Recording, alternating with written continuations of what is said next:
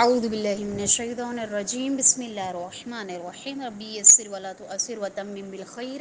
السلام علیکم ورحمۃ اللہ وبرکاتہ۔ امید ہے تمام خیرن خیریت سے ہوں گی۔ جی خیرن، ہمارا فقہ کا درس جس میں ہم تیمم کے احکامات پڑھ رہے تھے، اور ہم نے پیچھے جتنے بھی احکامات پڑھے ہیں دفن کفن کے اور سارے جو مستحبات ہیں اور غسل کے مستحبات تھے وہ ہم نے پڑھ لیے۔ اور آج جو ہم پڑھ رہے تھے اس کی ایک قسم کی جو پہلی صورت تھی، اس میں ہم لوگوں نے آدھے جو احکامات پڑھے تھے، 7 صورتیں یہاں پہ انہوں نے بیان کی ہیں، جس میں ہم 4 صورتوں میں وضو اور غسل کی بجائے کیا کرتے ہیں، تیمم کرتے ہیں۔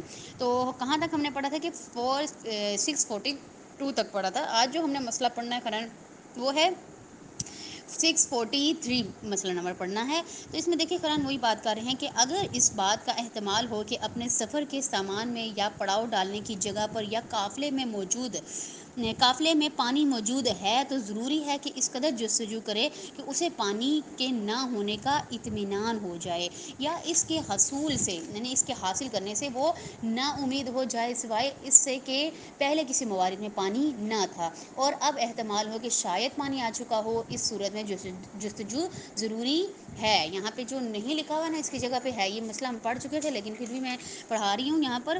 تو یہاں پہ یہی بات کریں کہ جہاں پر آپ رکے ہیں وہاں آپ کو پتہ ہے کہ صرف پانی جو ہے وہ پینے کے لیے آپ کے پاس ہے، تو اس میں کیا کرنا ہے آپ لوگوں نے کہ اس کو پانی کو اتنا ڈھونڈنا ہے کہ آپ کو اطمینان ہو جائے کہ پانی ہے ہی نہیں، نا امید ہو جائیں اس جگہ سے کہ بالکل یہاں پہ پانی نہیں ہے، کہ پہلے آپ کو یہ پتہ ہو کہ میں جب پہلے یہاں پر آئی تھی تو وہاں اس وقت پانی مجھے مل گیا تھا۔ تو اس لیے پھر آپ کو جستجو کرنی پڑتی ہے کہ جستجو آپ لوگوں نے کرنی ہے، اور پھر ضروری یہاں پہ ہو جاتا ہے جستجو کرنی۔ لیکن اگر آپ دیکھتے ہیں کہ جستجو کرنے کے باوجود آپ کو پانی نہیں ملتا، تو اس صورت میں آپ کا کیا کریں گے، تیمم کریں گے۔